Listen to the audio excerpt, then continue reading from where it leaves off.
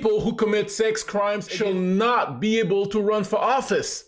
Democrats. I'm here to present AB 2691, the Public Trust Protection Act, which would expand the list of felony convictions that disqualify someone for running for or holding state or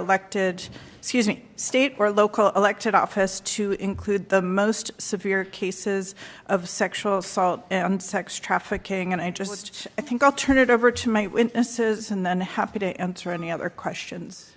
Chair and members, my name is Greg Burr with the California Family Council, representing tens of thousands of constituents in more than 2,000 churches across California.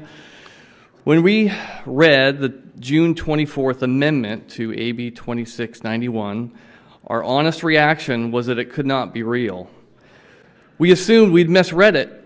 We sat in our office and tried to imagine how anyone could stand up and defend it.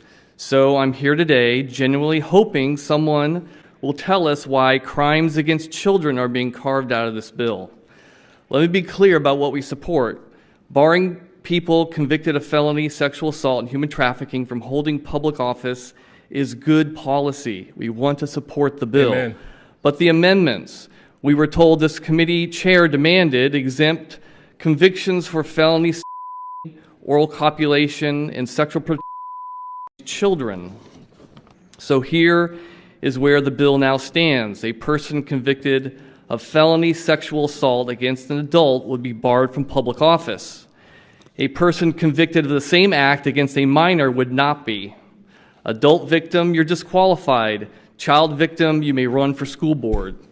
No one has offered a rationale. The committee's own analysis does not offer one. The bill passed the Assembly floor 67-0 before this amendment existed. The unanimous vote was a clean bill. Other states put children first. Utah permanently bars anyone convicted of grievous sexual assault against a child from serving on a school board. This amendment moves California in the opposite direction. It protects child victims least, exactly where the protection is needed most. We are ready to become strong supporters the moment these three exemptions are removed. Until then, we urge a no vote, and we're still waiting for a clear justification. Thank you. My name is Dorothy Small, and I'm a retired registered nurse, former advocate with the survivors of those abused by priests, and a survivor of childhood and adult sexual abuse perpetrated by persons in trusted positions of power and authority. I am here to strongly urge you to vote yes on AB 2691. Reporting offenders is never a simple administrative task. It forces survivors to relive their worst moments. Beyond any legal challenges by reporting offenders, a survivor dismantles their own life. Before skeptics who often blame the victims, reporting offenders is emotionally exhausting and ends up compounding the trauma. Many victims choose to remain silent. There's a high incidence of reoffending. Placing a person in public office where the power of the office is combined with ample supply is putting the trusting and vulnerable public in harm's way. Sexual assault is about power. If a person running for public office advertises and it's known that they were previously convicted of sexual assault or trafficking, not only is it highly triggering to victims, but it tells the community that the ambitions of the offender is valued over the victim's safety. Wow. AB 2691 provides an essential boundary by preventing convicted individuals of sexual assault or human trafficking from holding public office. It would ensure that survivors do not have to fight abusers for a voice in local government.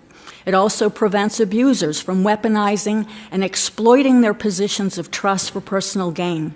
Please protect survivors, public trust, and the integrity of the offices sought.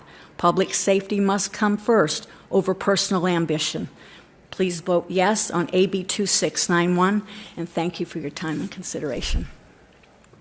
God bless these people. Now please listen to this. Democrats here at the state capitol are divided over whether people convicted of sex crimes should be allowed to run for public office. But with today's action, people who are registered sex offenders or people who have been convicted of serious child sex crimes can still run for city council, school board, or the state legislature here in California. So the bill killed today, AB 2753, would block anyone that has been registered as a sex offender from running for office. California has a 3-tiered sex offender registration system. Tier 1 is up to 10 years on the list. Tier 2 is 20 years, and Tier 3 is for life. The chairman of the Senate Elections Committee, Democratic State Senator Scott Wiener, was worried about casting a wide net and would only pass this bill if it only applied to sex offenders in Tier 3.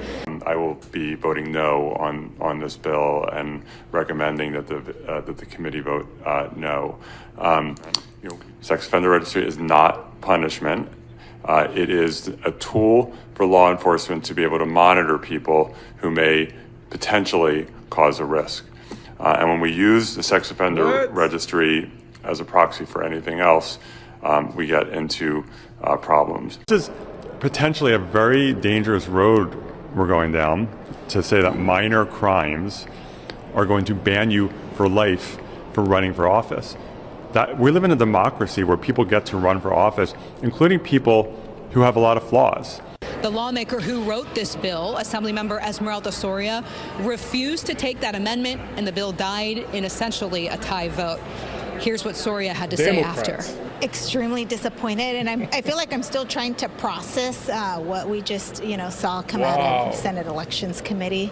But I think the fight still continues. I made a promise to my community that we would try to make sure that what happened earlier this year when Mr. Rene Campos decided to announce that he was going to run for office, a registered sex offender, that we wouldn't see that type of things happening in our community. And so we'll continue, this fight here in Sacramento to make sure that it is loud and clear that the community supports our efforts to ensure that no registered sex offender is able to run or get elected in state and local office. Lawmakers in that same committee did move forward with another bill prohibiting people convicted of felony sex crimes from running for office, but mainly if the victims are adults. I'm told the committee watered this bill down so that people convicted of felony child sex crimes like rape can still run for office. Again, that includes school board, city council, and to be a state lawmaker, just to name a few public offices. Democratic Assemblymember Dawn Addis is the lawmaker who wrote this proposal, and she accepted those changes from this committee. Here's what she had to say. We also have a criminal justice system, and folks do go through, punishment and justice through that system. And we didn't want to unintentionally wrap in what's commonly known as Romeo and Juliet kinds of situations into this elections bill. And that's really about younger people. You might be a 17-year-old and you're dating someone, you turn 18, you become an adult, you're still dating that person. And there's, things that may happen under the criminal justice system that we just certainly didn't want to unintentionally wrap into this bill. But I will re-emphasize, I still think more work needs to be done. Now, lawmakers break for a month-long summer recess starting this Thursday. They come back for one more month of lawmaking for the year. That's when they could pass or kill more proposals moving forward. Reporting at the state capitol, Ashley Zavala, KCRA 3. Bro, I can't believe people are arguing about this. Sex offenders shall not be able to run for public office. You let me know what you think about this in the comment section. God bless you and your family. Catch you on the next one. The Democrat Party in California, of course.